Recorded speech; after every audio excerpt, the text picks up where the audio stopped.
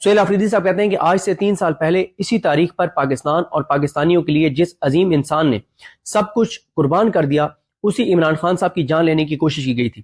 سوال ہمیشہ یہی رہے گا کہ 3 نومبر 9 مئی اور 26 نومبر کو گولی کیوں چلائی؟ ہمیں سب یاد ہے، بس تم یاد رکھنا. اس سے آپ ذرا الفاظ پہ غور کریں. 3 نومبر 9 مئی 26 نومبر کو گولی کیوں چلائی؟ ہمیں سب یاد ہے، بس تم یاد رکھنا. یہ چیز یہ بتاتی ہے کہ چیزیں ٹھیک نہیں ہیں. بلکہ میں آپ کو 2 اور بھی میں ان کے بھی آپ کے سامنے پڑھ دیتا ہوں جو ان کے ٹویٹ ہیں.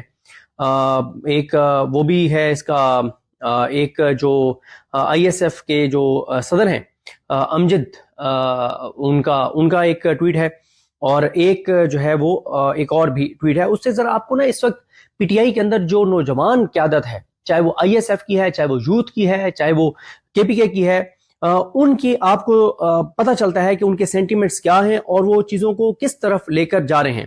یہ بھی شفقت ایاز کا ٹویٹ ہے.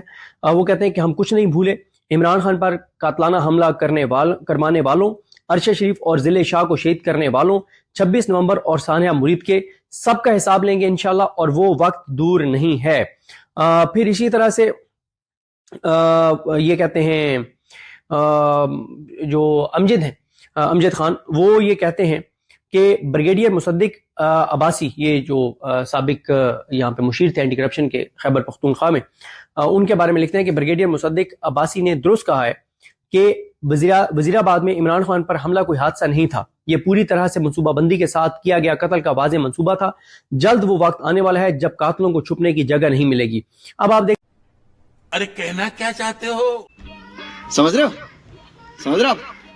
ہو نا؟